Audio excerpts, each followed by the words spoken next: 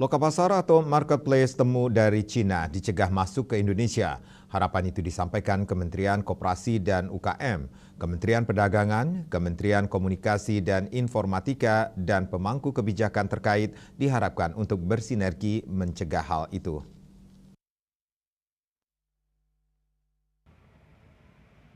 Staf khusus Menteri Bidang Pemberdayaan Ekonomi Kreatif Kemenkop UKM, Vicky Satari menyatakan bahwa langkah itu perlu dilakukan demi melindungi para pelaku usaha khususnya UMKM di dalam negeri. Menurut Vicky, aplikasi marketplace bernama Temu dari Cina ini dampaknya akan sangat mematikan bagi UMKM lantaran pabrik dari Cina bisa bertransaksi langsung dengan konsumen.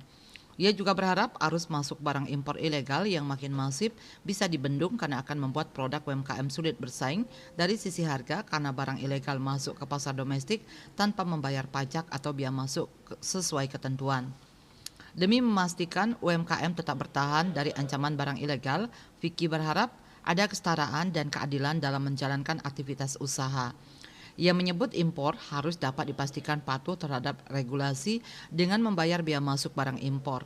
Dengan jaminan penegakan hukum serta aturan terkait barang impor, maka pelaku UMKM dalam negeri dipastikan dapat bersaing. Selain persoalan impor ilegal, Vicky menyebut UMKM nasional juga dihadapkan pada persoalan mahalnya biaya dan proses dalam pengurusan perizinan. Contohnya ketika satu UMKM membuat merek, mereka diwajibkan untuk mengurus hak kekayaan intelektual HKI dengan biaya yang cukup mahal.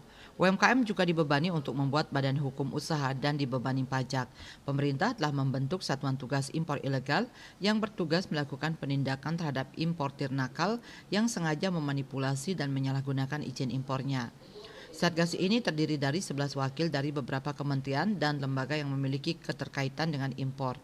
Saat ini, tim Satgas masih melakukan pemetaan terhadap rencana aksi yang akan segera dijalankan untuk mencegah semakin banyaknya impor ilegal masuk ke tanah air. Satgas tersebut diberi waktu untuk bekerja selama 6 bulan atau hingga Desember 2024. KMB Bali Pos.